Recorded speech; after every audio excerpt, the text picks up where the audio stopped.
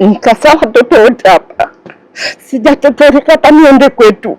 Naomba mkuu wa wilaya Mkude aje anisaidie. Yeye alikuwa anaitwa Samuel Jafet, akaja akabadilisha jina, sasa hivi anaitwa Shabani Mohamed Kasim. Kana mtaani kudai kwamba yeye si mama yake mzazi na kudai kwamba ni mama yake wa kambo. Ni mtu ambaye anapenda kumuonea sana huyu mama.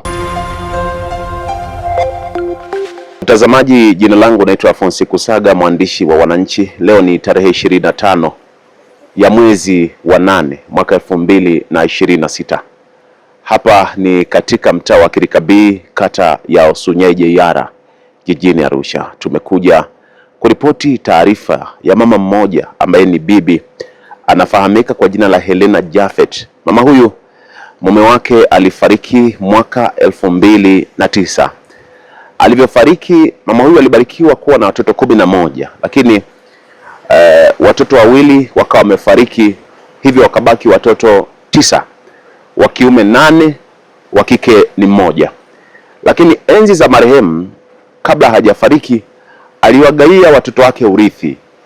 Eneo lake la shamba lilikuwa ni kubwa, akamgaia kila mtoto wake wa kiume ingalau apate kidogo ajenge kwa ajili ya familia yake. Miongoni mwa hao watoto 9, mmoja ni mwenyekiti wa mtaa huu wa Kirikabii, Bwana Shabani Mohamed. Mwanzo inaeleza kwamba alikuwa anaitwa Samueli Jafet, lakini ilivyofika mwaka 2016 akabadilisha kutoka jina la Samueli kwenda kwa jina la Shabani. Hilo halikuwa ni tatizo. Siku zilivyokuwa zinakwenda, shida ilianza tu pale ambapo baba mzazi alifariki. Shabani akaanza vituko katika familia hii.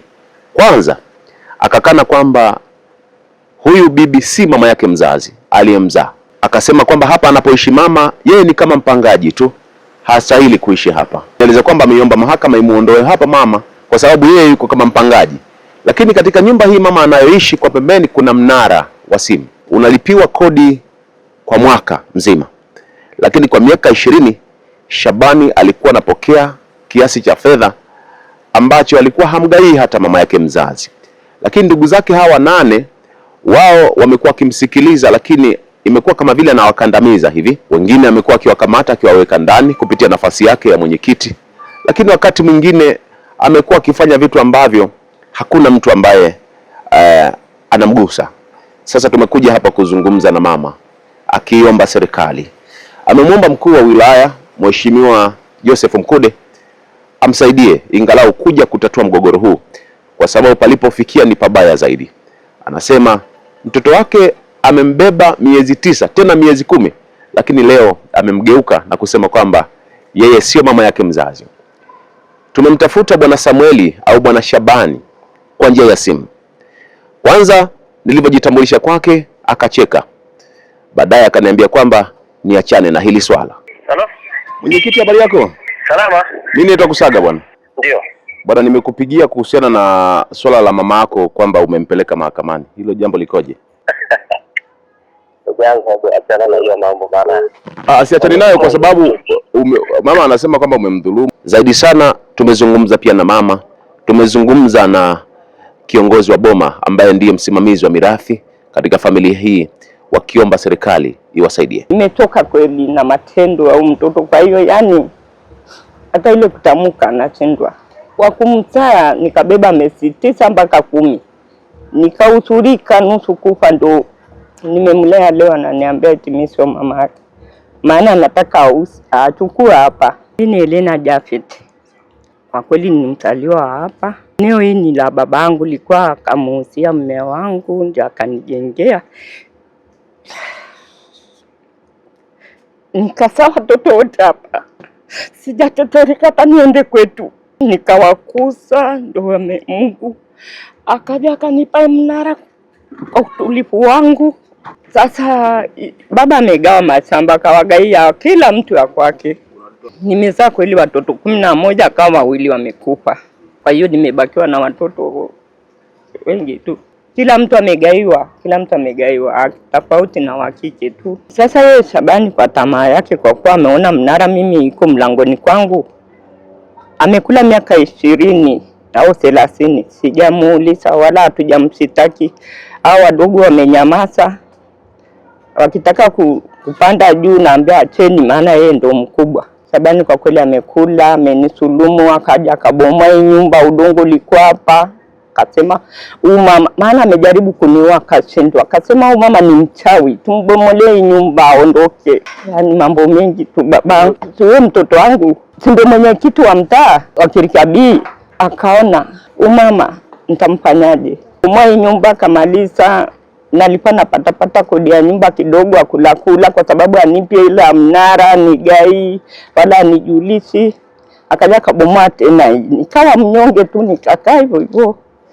Asa juzi hapo kaambia masemeji sangu, mbona mtoto anasidi kutuonea kutusulumu? Akawa nataka akalete sijui watu wakataka kuuza hapa, mimi namwangalia tu. Kwa hiyo mtoto wangu kwa kweli ni tamaa ya kutaka kuninyang'anya hii eneo ause tena badala tofauti na mnara. Kawafika hawa dogo zake akawapeleka ndani akawafunga. Kaenda katolewa, ndio tukaitwa sasa mahakamani. Kwa hiyo kesi liko kule. Amempisia huyu njiani akaenda kuwekwa ndani. Javni akanipeleka mimi sasa. Akaona aenda anisitaki kwamba nimemnyang'anya, nataka kumsulumu. Kumbe yeye ndiye anataka kunisulumu mali yangu. Ause boma yangu, mimi sasa ndaenda wapi baba na watoto? Akiusa hii boma mimi ndaenda wapi? Kwa kweli naomba, maana sasa yeye anaonea wadogo zake, anawakamata na waweka ndani. Naomba mkuu wa wilaya Mkude aje anisaidie, kwa sababu mwenyekiti wa mtaa ananiogopesha, anataka kuniua, maana anataka kuchukua mali yangu.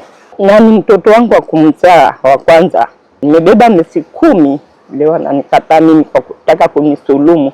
Amenikataa mimi, sio mama yake, ni mama mdogo wa nje. Kwa hiyo ndio maana anataka kuninyang'anya hapa. Umepelekwa mahakamani kwa sababu ya kesi?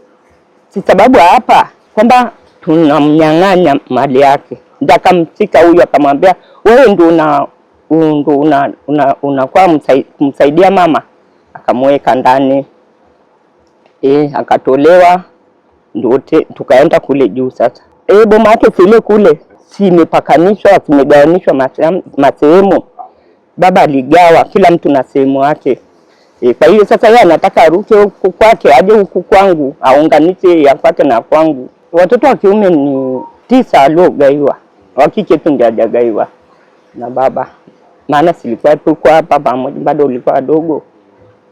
Ndiye tu kuongea kweli, maana mimi moyo umeshajamu, hata kuongea siwezi. Nimetoka kweli na matendo au mtoto. Kwa hiyo yani hata ile kutamka nashindwa. Kwa kumzaa nikabeba miezi 9 mpaka 10. Nikausurika nusu kufa, ndo nimemlea leo ananiambia eti mimi sio mama yake.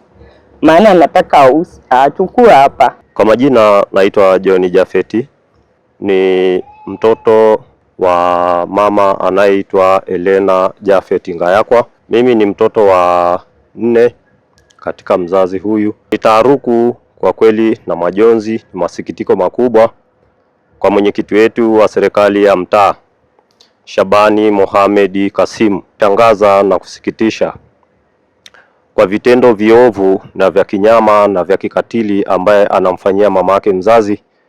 Anamwaibisha na kumzalilisha. Kwanza anamkana mtaani kudai kwamba yeye si mama yake mzazi na kudai kwamba ni mama yake wa kambo.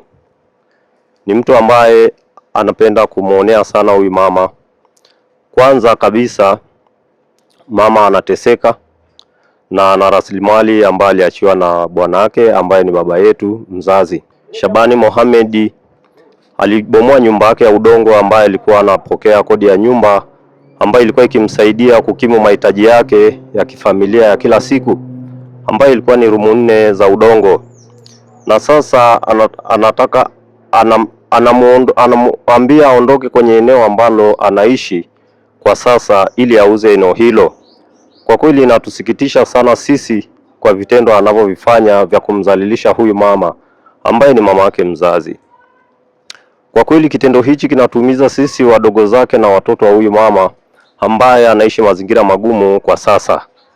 Yaani kwa kweli inastaajabisha sana na kusikitisha kuona mwenyekiti wa serikali ya mtaa akimkana mama yake mzazi na kumzalilisha kudai kwamba si mama yake mzazi. Hivyo basi nilikuwa naomba serikali ya Mama Samia, hasa mkuu wa wilaya Mkude, aje eneo hili aweze kumsaidia huyu mama, kwa sababu hatua aliyofikia huyu mama ni hatua mbaya, kwa sababu watu wanakuja wakitaka kubomoa nyumba yake anayoishi ili Shabani Mohamed Kasimu aliuze eneo hili ambalo kuna mnara eneo hilo. Mnara huu uliwekwa kwenye eneo la mzazi ambaye kwa sasa ni mama yetu tunaishi naye hapa, na haimsaidii chochote wala haimfaidishi chochote. Kiukweli Shabani alikuwa akipokea pesa za mnara huu peke yake bila kushirikiana na familia, hasa kumshirikisha mama yake mzazi. Kwa kweli inashangaza na kusikitisha kwa sasa, kwa sababu mama huyu anaendelea kuteseka kwa kukosa mahitaji. Kwa sasa Shabani Mohamed Kasimu kamfungulia mama yake mzazi kesi mahakamani ya kudai kwamba eneo mama analoishi si la kwake, akidai ya kwamba mama huyu ni mpangaji kwenye eneo hili, na kesi hiyo aliyoifungua anadai kwamba yeye ni mmiliki na mrisi wa ardhi hii, angali huyu mama ndiyo mmiliki na mrisi wa ardhi hii. Ardhi hii ni mama mzazi na baba walikuwa wamelinunua takribani miaka iliyopita kali sisi hatupo. Lakini kwa leo Shabani Mohamed Kasimu baada ya kumfungulia mzazi huyu kesi mahakamani, anadai ya kwamba kuiomba mahakama huyu mzazi aondolewe kwenye eneo hili ili yeye aliuze eneo hili ili huyu mama aondoke kwenye eneo hili. Anadai ya kwamba huyu mama si mamake mzazi, ni mpangaji kwenye eneo hili. Hivyo alikuwa anaiomba mahakama kwamba huyu mzazi aondolewe kwenye eneo lake, angali si eneo lake. Ile ni dhuluma tu anatumia kumnyang'anya huyu mama ardhi yake. Kesi imesikilizwa na ameiomba mahakama ya mwanzo ile kesi ihamishwe kupelekwa kesi ya wilaya ili ikasikilizwe, kwa sababu mahakama ya mwanzo haikuwa na mamlaka ya kusikiliza kesi ya Kikristo. Hivyo basi aliomba mahakama hiyo kesi iende mahakama ya wilaya. Kwa sasa hiyo kesi inahamishiwa mahakama ya wilaya. Hivyo baada ya kumpeleka mama mahakamani, amemwekea wakili wa kuweza kuzungumza mahakamani kwa vipengele na vielelezo vya kisheria, kwa kuwa mama mzazi hakuwa na uwezo wa kuzungumza. Kwa hiyo anaiomba mahakama huyu mama aondolewe kwenye eneo hili ili yeye aliuze, angali ile eneo si la kwake, ni eneo la huyu mama ambaye ni mama yetu mzazi, ambaye aliachiwa na baba mzazi baada ya kufariki 2009. Hivyo tulikuwa tunaiomba serikali imsaidie huyu mama kupata haki yake, kwa sababu urithi ni mzazi anatoa, sio mtoto anatoa kumpa mzazi. Jina naitwa Emmanuel Jafeti, ndio msimamizi wa mirathi wa mama yetu Helena Ngayakwa Jafeti, ambaye ndio alinichagua mimi nisimamie, na baadaye huyu mwenyekiti wetu akirikabia ambaye anaitwa Shabani Mohamed Kasimu akaenda akanifungulia mashtaka mahakamani, akaja akanipeleka kituo cha polisi, akaja akanichukua mkuku akanipeleka mahakamani. Anaenda kupinga kwamba mimi sio msimamizi wa mirathi wa Helena Jafeti. Kwa hiyo kesi bado iko mahakamani, na alipinga pale kwamba mimi sio msimamizi, na mimi nilichaguliwa kihalali mahakamani pale, nilisimamishwa pale nikaapishwa kihalali, lakini alikuja kupinga usimamizi wangu. Kwa hiyo kesi bado iko mahakamani, ndio bado tunashughulikia. Wamesema kwamba haifai kusimamia hiyo kesi usimamizi wangu pale, ile mahakama haiwezi kuniteua. Kwa hiyo anasema tuende mahakama ya wilaya. Kwa kweli mama anateseka kweli. Baba ameachiwa mali ambayo inaweza kumsaidia, lakini Shabani anamnyanyasa mama kwa muda mrefu sana, tangu 2006 mpaka sasa hivi. Juzi tena sasa ndio amekuja kuwa zaidi kumnyanyasa zaidi, maana mpaka amemshika amempeleka mahakamani, anamsumbua mama yake mzazi. Sasa sijajua anachotaka nini, na alishapewa mali yake na mzee. Kila mtu alishapewa mali yake na mzee. Hii ya mama ilibaki huko, ambayo ndio ilikuwa inamsaidia, ndio hii anataka kumnyang'anya tena. Ndio yeye alikuwa anapokea kodi na hampi mama. Kwa hiyo mama ameteseka, ndio ikabidi tukakaa familia nzima na ukoo, wakaniteua mimi sasa ndio nimsaidie kupokea hiyo kodi. Sasa ndio hiyo anaenda kupinga sasa kwamba mimi sio msimamizi wa kumsaidia mama kupokea hiyo kodi. Ombi langu lilikuwa naomba serikali kama itaweza kumsaidia mama yangu mzazi aweze kupata haki yake, na Shabani akae mbali na hii mali ya mama yetu, maana anamnyanyasa. Kwanza ameshahama hapa nyumbani kabisa, ameiacha familia yake hapa, ameenda kuanzisha familia nyingine kule mbali. Shabani ndio mtoto wa kwanza wa mama wa kiume na mimi ni mtoto wa pili.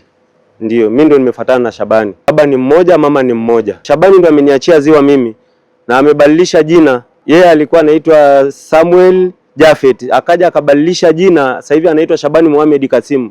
Hatumjui hiyo Kasimu ni nani.